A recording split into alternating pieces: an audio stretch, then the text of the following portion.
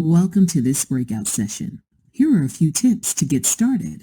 Nurses in all markets can receive one contact hour for this session. To receive nursing contact hours, you must attend the entire presentation, participate in all activities, and complete a course evaluation.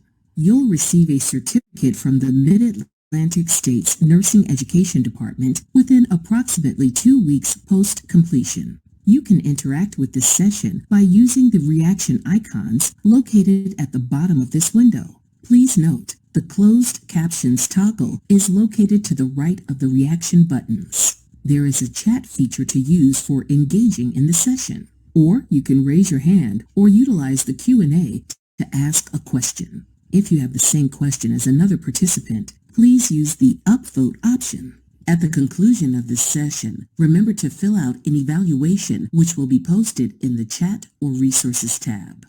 Thanks again for attending, and please welcome our presenters.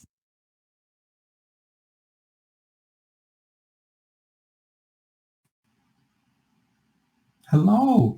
Thank you so much for joining today. My name is Trinity, and I am so happy that you are here to experience the training this afternoon. We're going to be talking about sex and gender, looking beyond the binary.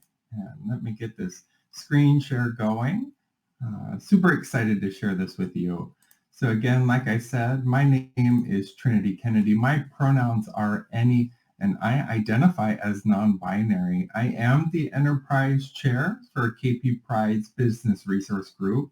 I am also a member of the Washington Labor Management Partnership Training Team, and I have been with the organization for 4.5 years, and I'm so happy to have the privilege to be here today and to be speaking to you about such an important topic as this opportunity today, talking about our ability to identify appropriately within our organization and within our systems like HR Connect, our Epic systems as well. So I want to start off by giving you an opportunity to describe your mood, how you're showing up this afternoon. So in your panel there, you have the ability to go into a Menti poll. So if you click on, it looks like a little puzzle piece. If you click on that, you should be able to hop on over into Menti, which will keep you right there in the chat. And perfect, it looks like we have a couple people in there. So we see some tired, some content, some hopeful and grateful and excited. That's awesome. Some jumbled. There's a lot of training happening today, so that's excellent. Seeing that, I'm glad you're here, glad that you're participating in this training. Some silly and busy. It's a lot going on. Totally understand that. So happy that you've taken the time to participate in this training.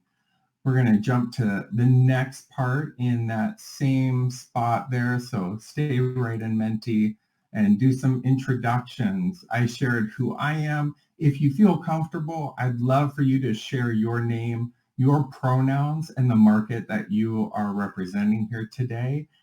I want this to be a collaborative experience, a conversation that we have, talking about some of the areas I think we can grow as an organization to become inclusive.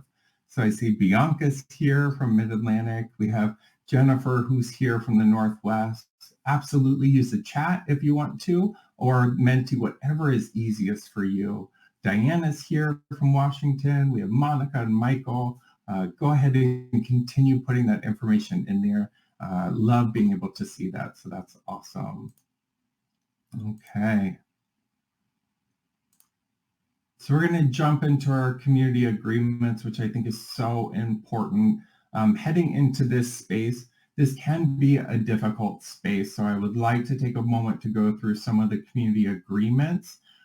Please feel free to utilize the next Menti slide that you'll see pop up. I'm going to change that so you can type in there. If you have any community agreements that are going to be different than the ones that I share with you, please feel free to put those into that Menti slide. I want to make sure this is a space where everyone feels open to share your ideas, your opinions, any values that you hold dear. This is a space where I'm sharing ideas and thoughts from my own lived experiences, and what I believe might help our organization become more inclusive. So in these community agreements, really being able to lean into discomfort. This is not an easy conversation, no matter where your lived experience comes from. It can be different than what our worldviews were or how we were raised. Ask for what you need and offer what you can. Take the wisdom out of the room, but leave the names out. We love to make sure this is a space that is a humane space for everyone. And so we like to share examples, but making sure that the names don't leave the space. Take care of your needs. No matter what, this time difference for people, if you need to step away and come back as you need to. We don't want to compare, contrast, or discount or diminish anyone else's experiences or the stories of others. We really want to resonate. So we all come from different lived experiences, and we want to keep the value of everyone's lived experiences. So let's see if there were any others. No questions are stupid, absolutely. And again, really emphasizing there are no stupid or silly questions or comments. And that's so true. I think I love to emphasize that allyship really comes in our vulnerability, being willing to step up and be courageous. If you have a question about something, I promise you there are at least 3 to 10 other people who are sitting there thinking the same thing and might not be as comfortable or courageous to step up and ask the question. So please feel free at any point to ask questions, put them in the Q&A so we can talk about it. It's so important to bring those questions forward. And this is a space for you to bring those questions. So we're gonna go on to the next spot in Menti here. And this is about focusing or flaring. And I'd love to get your answers here on whether you thought about coming here to focus or flare. Were you coming to analyze or distill the information when you saw this class? Or were you thinking more about big picture thinking? You just kind of wanted to get a little bit of an overview about this whole topic of binary versus a spectrum when we're talking about SOGI and pronoun. Awesome. So we're seeing some people on that flare, some on the focus, some sitting in between.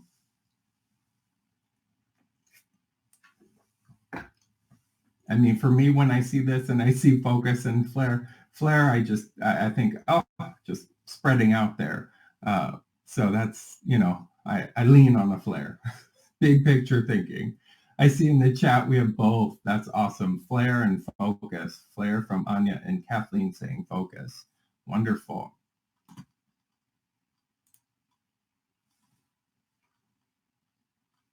Okay.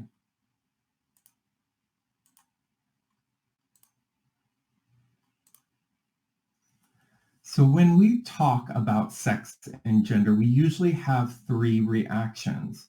Those are usually frustrated, heightened awareness or nervousness, or curious but afraid to ask questions. This space is a real space. And as the facilitator, I really want to emphasize that you have as much opportunity as you feel comfortable to ask questions, share your concerns, and speak up if something that I'm saying causes a reaction, whether that's positive or negative for you. And this is truly how we grow in inclusion and how we understand more about each other's lived experiences. So we're going to talk about some definitions when it comes to sex and gender and expression. So traditionally, society has taught us that there are 2 genders, or that gender is binary, man and woman, which is assigned at birth. Male assignments are men and female assignments are women. There is a relationship between gender and sex, and the same societal training has applied here. The sex assignment at birth has traditionally defined your gender. Assigned male at birth, you're a man, or assigned female at birth, you're an assigned woman. And this is still applicable for people who are cisgender. Then we have gender attribution is really the process through which others assign a gender to a person, with or without any knowledge of that person's sex assigned at birth or their gender identity. And when we talk about gender identity, this is really one's innermost concept of self as male, female, a blend of both, or even neither, how individuals perceive themselves and what they call themselves. This is one's gender identity can be the same or different from their sex assigned at birth. But what about those of us who identify outside of the binary? Those of us who are transgender, gender diverse, or gender nonconforming? The sex assigned at birth may not align with the gender we know ourselves to be. We may identify with a different sex than that we were assigned at birth. We've already been placed in societal roles from the moment we were identified, either in the womb or the day we were born. Our gender expression, this is really our external appearance of our gender identity, usually expressed through behavior. It can be through clothing, body characteristics, or voice, and which may or may not conform to socially defined behaviors and characteristics typically associated with being either masculine or feminine. And traditional definitions say women equal more feminine and men equal more masculine.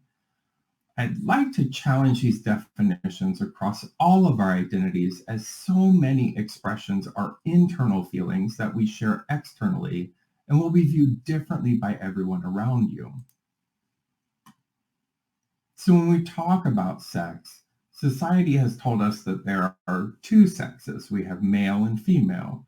And you may also be familiar with or have heard of intersex, which is a term used for someone who has a difference of sexual development, or also known as DSD. And DSD is used to describe chromosomes, anatomy, or sex characteristics that can't be categorized as exclusively male or female. We have genitalia, and this has been believed to determine someone's sex. We have our chromosomes. We have been taught that XX chromosomes are female and XY are male. Primarily sexual characteristics are present at birth and comprise the external and internal genitalia. And we have the penis and testes in males and the vagina and ovaries in females. And then we have our secondary sexual characteristics, which are those that emerge during the prepubescent through postpubescent phases. Now, these again are those traditional definitions, which have excluded areas like our intersex and DSD and trans people. So those male and female definitions, like I said, exclude intersex or difference of sexual development, DSD individuals. And again, DSD stands for our described chromosome or our difference of sexual development, which is the chromosomes, anatomy, or sex characteristics that can't be categorized as exclusively male or female. Again, our traditional genitalia definitions invalidate trans people who are non-operative, those who don't or choose not to have bottom surgery, or those who are preoperative. And chromosome definitions can exclude DSD or other differences in sexual development. It also doesn't account for trans people who often have chromosomes that don't match their assigned sex. We have physical attractiveness, and the definition there is the degree to which a person's physical features are considered aesthetically pleasing or beautiful. The term often implies sexual attractiveness or desirability, but can also be distinct from either. There are many factors which influence one person's attraction to another, with physical aspects being one of them. Physical attraction itself includes universal perceptions common to all human cultures, such as facial symmetry, socioculture dependent attributes, and personal preferences unique to a particular individual.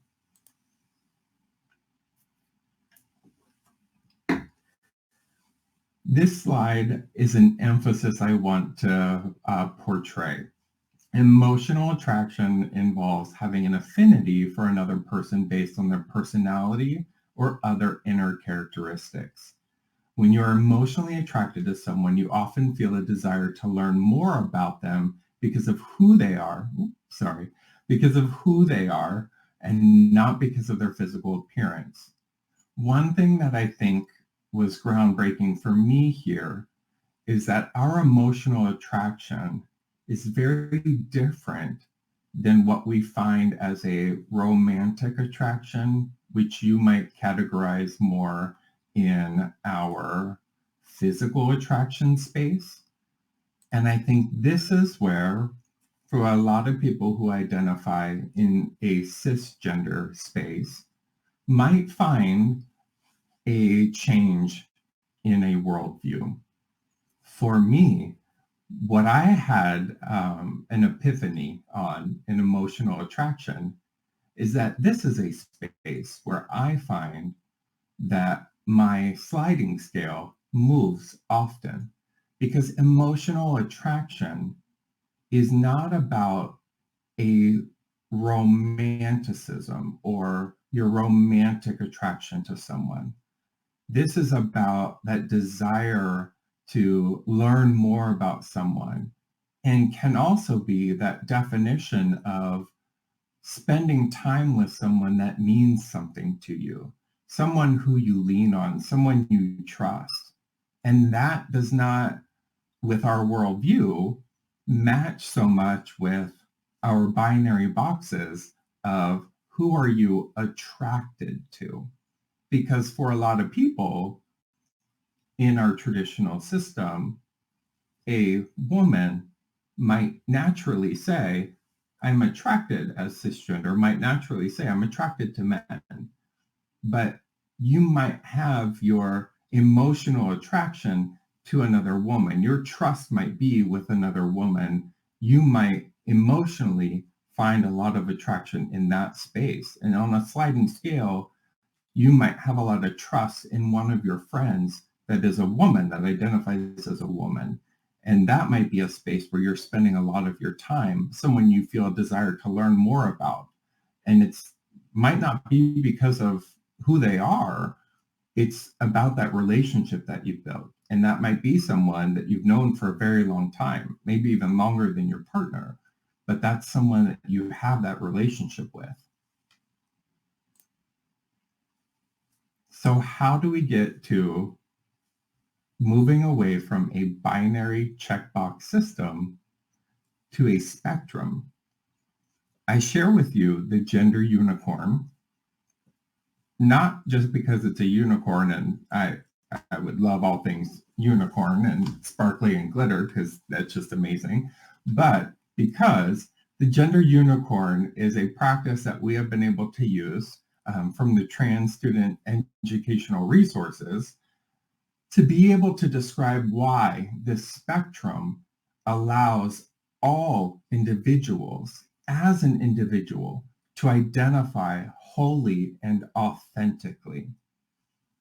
When you're looking at this identification system from the gender unicorn, you see that you have a starting part of the scale for each of these areas: gender identity, gender expression, your assignment from birth, your physically attraction, and your emotional attraction. And each one shows female, male, other genders, feminine, masculine, other, women, men, other, women, men, and other. And it's a sliding scale that takes you from minimal to fully. No matter where you identify, it allows you to determine that on a sliding scale, instead of saying with a checkbox, yes or no. What this gives you is a more wholly authentic identification of who you are. So with our concept of sex being defined by genitalia, chromosomes, primary and secondary sex characteristics, and our gender being an assignment that must be defined by the assigned sex instead of utilizing a spectrum, this has created this major social construct. These guidelines truly have been something used primarily in our Western cultures. This is not to say that we have not had any validity from the work that has been done. This is to say that we can make more progress in this space. We now have an ability, after we have done major work in inclusion, to advance the spaces that we have. And sharing this sliding scale versus a checkbox truly allows for all individuals to identify wholly. This is going to be a short video that just shows you an example from the checkbox system to a sliding scale system. The reason to show you this is because we're going to do an activity right after. So I'm going to walk through it. As you see, there's quite a list, but it gives some options of gay for myself. There's also same gender loving. We have not in list. We have prefer not to say. Same thing when we get to the next question. There are multiple options that make it difficult to know how do you choose. When we go to the term below that most closely aligns with your identity, for myself, there are multiple options. We have feminine of center, feminine presenting, gender non-conforming, gender expansive, gender fluid, gender queer, non-binary. There is queer. Questioning when I first came out. Depending on the definition, there is also transgender, which again makes it very difficult in a binary system. And then moving to pronouns, we have a same scenario. Depending on where you are filling out this form, for someone like myself, I use any pronouns. So I would usually check any if it was available, but you have not in list, which is sometimes there. Hopefully there's he, she, they. Sometimes it's not there. Now you see more of the sliding scale. This is the proposal or request of moving forward for inclusion. So we start with identity and expression. So we're going to start off with identity and the sliding scale there for identity. And then we'll do expression.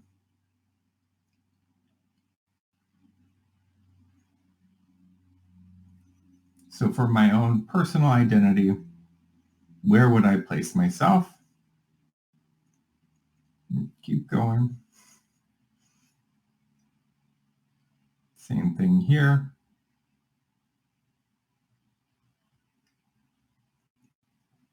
And then we continue to advance.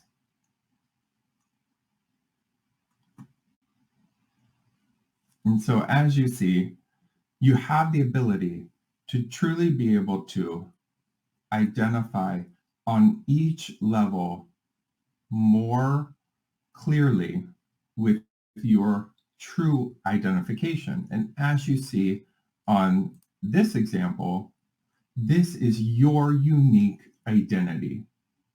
This is not a binary system that has forced you to check into one box, or even if there are multiple boxes, has made you check into those multiple boxes that has been created by the organization or by the form that's been given to you to fill out by maybe your physician's office.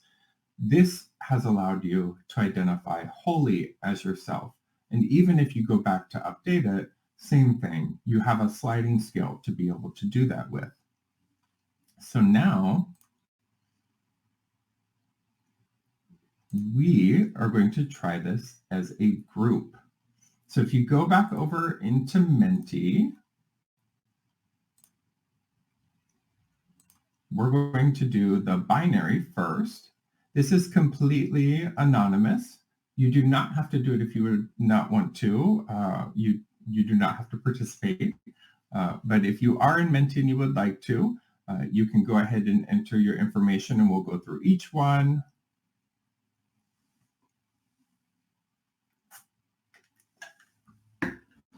And so we'll just get a feeling for what it's like to fill it out in our current system, and then what it feels like when we fill this out in the sliding scale.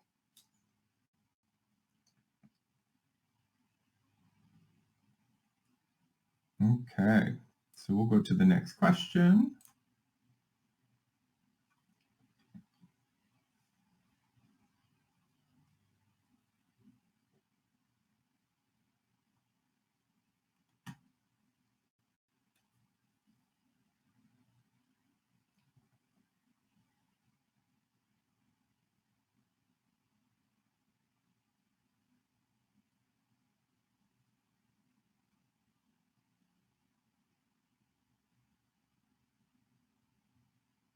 Okay.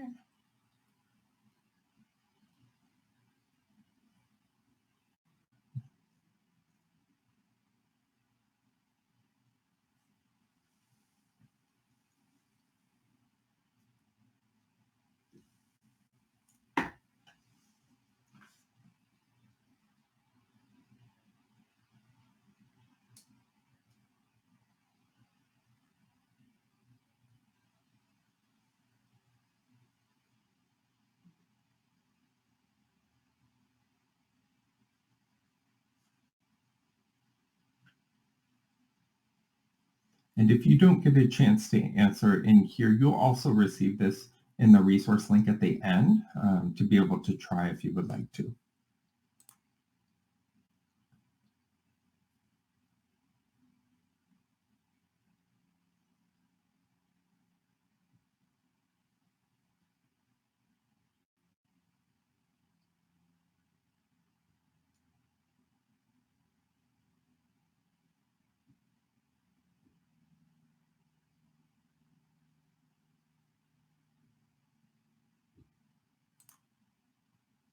Okay, so we'll just do a couple of these questions from the sliding scale.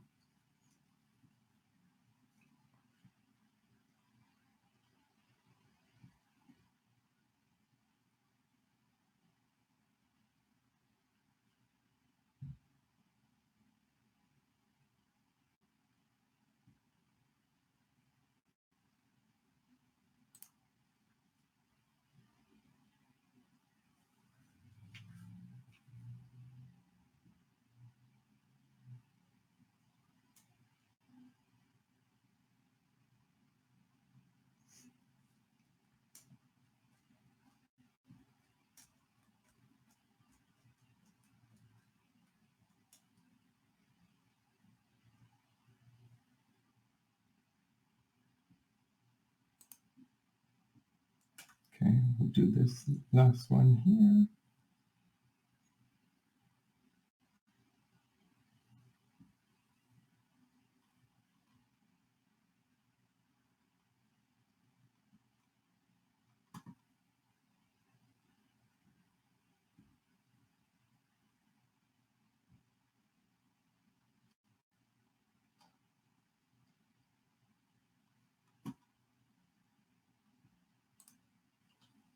Okay. So I'd love to hear from a couple people on how that felt doing the sliding scale versus the binary checkbox. Is there anyone willing to share?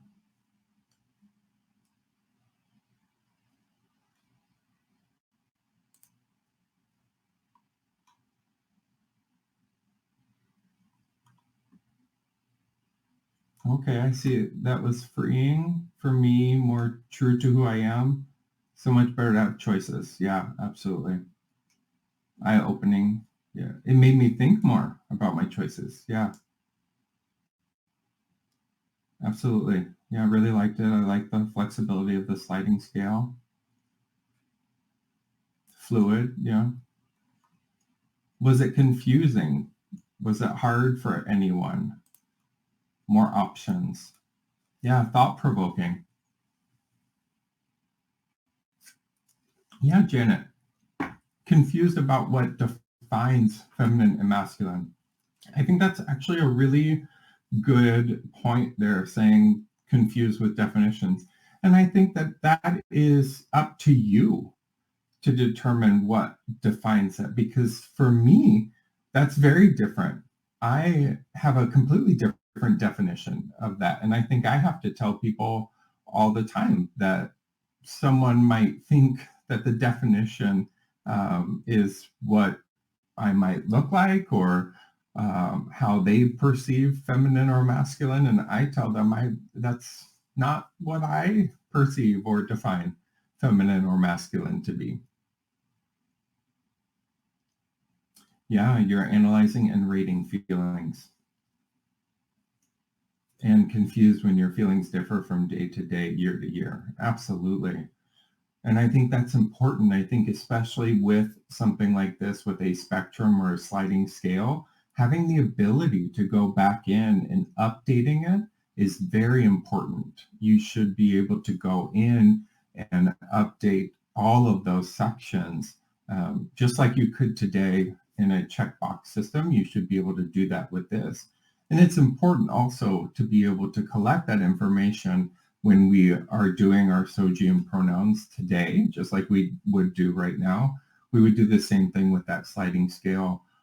And I think there's a lot of value in that, in knowing that update like that, because I know for myself, there are definitely times where I might put in that sliding scale that I'm presenting at a higher rating of feminine of center than I might at a different time. And I'll be very honest that part of that is whether I feel comfortable in my work environment to do that, or if I'm not feeling that comfortable. And I think that's important in the way that we collect that data to understand. And right now, in the way that we collect our data, we cannot understand that because we only collect one identity in each section. But if we had that sliding scale, that would be information that we could collect very clearly and understand, okay, why is it that Trinity feels this way in September and is presenting this way, feeling uncomfortable, being authentic for this time, but then all of a sudden feels a lot better during this other time. There's obviously something happening. And how can we correct that? Obviously, our organization has something to do. And I think that that's very valuable. And that's a different way. If we're collecting this information on a spectrum, then we can collect that information and do a lot of good with it and create a much more inclusive environment. And that'll just take us higher. So what does this mean? Gender identity is truly your own personal understanding of your gender and how you ask the world to see you. For a lot of cisgender people, gender identity is automatically respected. The best practice is to try not to make assumptions. Everyone is growing and learning, and there is no expectation that everyone will pick it up in one day. The hope is that you will focus effort in creating a shared space of respect and inclusion, and this will allow you both to grow in intersectionality and in creating spaces for others. So how can we improve? Our authenticity is unique to every person, and humane spaces are created and they cannot be forced. Acceptance sometimes means evaluating our worldviews and understanding the person that is in front of us, not a group, but the person in front of us, and not utilizing social majorities. So I do have, like I said, that survey that's in the link on the resources so that you can try doing this if you would like to. I think also just when you do things like phone screenings or you're having meetings, introducing yourself with your pronouns to create an inclusive space. When you're doing things like in-person or virtual interviews, make sure you have your pronouns listed in Zoom. And if you are using Teams, you can put your pronouns in the status box and it'll show up in your meeting space. If you utilize the pronoun signature template, the applicant will know that you are creating space for authentic employees. And I think that this will help you to be supportive when you do walkthroughs and help to support people when discussing changing in our spaces, making sure that we are creating an environment for all employees. Although we know and understand that someone's gender is independent of their sexual orientation, the language distinguishing between sex, gender, and sexual orientation must be learned to be used. The takeaway here, sex and gender are not as simple as we were taught.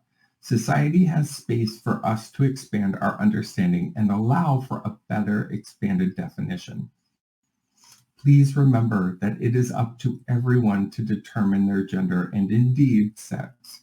The best thing you can do is respect the sex and gender identity of the people you encounter and treat everyone you meet with sensitivity and care.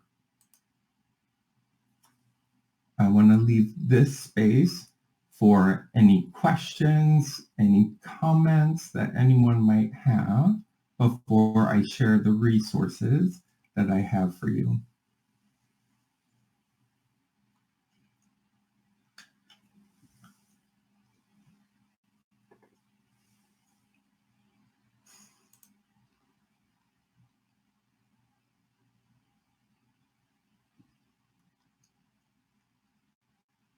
I see, Christina, you have what's being undertaken at KP to help our providers, front desk billing, when working with non-binary clinical presentations. So we don't have we don't have anything specific at the moment for non-binary clinical presentations, but we do have a transgender and a non-binary and gender diverse panel with our health equity team that is being put together. And that is definitely something that we can focus on, making sure that our presentations and the trainings that get put together continue to influence that change. We are working on things like the transgender pathways that are being done and supporting that work happens. And if you have a question, you are welcome to raise your hand. And if you have a raised hand, you're welcome to come off mute. Carrie, go ahead. I would if I could figure it out. Oh, I hear you. Really? Yes. You're here somewhere. Okay. Thank you. This was amazing. And I'm really, really appreciative of what you said. And thank you. But what I was typing actually in the chat before I knew you could hear me was I really appreciate you mentioning the importance of showing and using my pronouns. Yeah. Like in my signature line, it never occurred to me that it was a way of creating a more inclusive space for others. And so that's a really important lesson. And I appreciate you mentioning that. Yeah, thank you so much for speaking and emphasizing to that, because it seems like such a simple thing, but it truly does show such support, and it's such an open door for people within the community to just be able to see, okay, there is another advocate, another ally that's just right there. Yeah. Thank you. Yeah, thank you so much. Mm-hmm.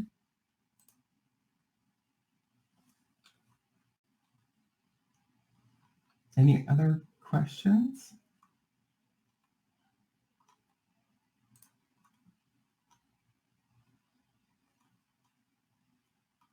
Let me see here. Okay, let me see. Okay. I see Christina has understanding it's a hard push, but there's work at KP to show up documentation gaps in discrete data definitions, many of which our algorithms and workflows lean on to determine course of treatment. Sexual orientation as defined by in relation to managing prostate ovarian cancer. Yeah, I mean, you are absolutely correct. We do have work to shore up on our documentation gaps. This is absolutely 100% correct. And Diana, you are absolutely true. We are working on getting the Teams in Outlook updates for pronouns too.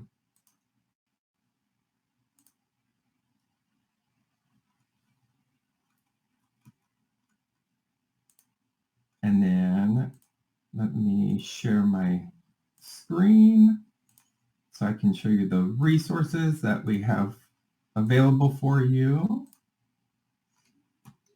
Like I spoke on earlier, the Transgender and Gender Diverse Health Equity Portal, that is where you'll be able to see work that's being done by that council, and we will definitely be working on things that you're speaking to, Christina. Those are extremely important. Like I said, we are working on that transgender care pathway. That is a huge resource for managers and managers of managers to make sure that there is support in all departments when someone is going through gender affirming care or is transitioning in the workplace, or someone like myself who identifies as non-binary and did not have a locker room that was a support space. There was no non-binary space or a bathroom for all genders.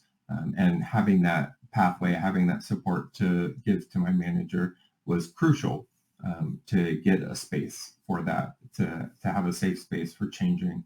And so having this council is huge.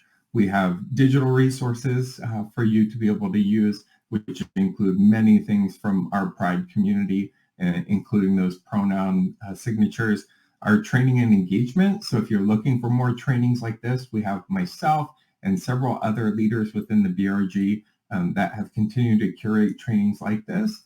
We have our community resources. We actually have pages for every market that show local and national resources that are available. And then our program hub. I encourage you, if you're not part of a BRG, to continue to become part of BRGs. And if you're interested in leadership, please continue to look at that as well. It's amazing. I've been doing this for a couple of years and absolutely would recommend this for anyone. If you've never done leadership, it's huge to get involved in the BRGs and to continue to be a part of the communities. You will always learn something new and continue to garner amazing relationships that become lifelong. So I encourage you to do that as well. And I cannot thank you enough for giving me this time to be here with you. And I would love to have you jump over into Menti just to answer this question, just about what would be a takeaway from today's learning that you'd be willing to share. I think that would be really awesome to hear from you. And I thank you so much for being here and participating today.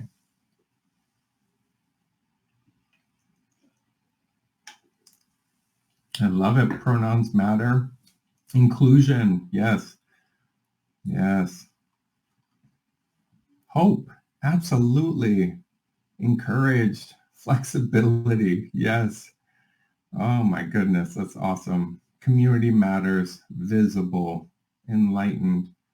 Oh, visibility. That touches my heart. Just being visible. That's so awesome. Gender unicorn. Yes. Unicorns and gold. I love it. And thank you all so much. Oh, Adana, that's so sweet. I see you too. I am so happy to be here. This is such a joy. Something I never thought would ever happen. This is, yeah, such a highlight.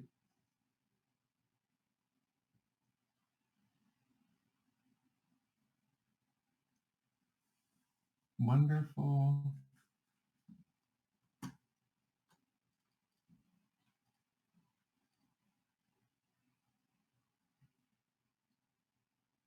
Of course. Thank you all so much.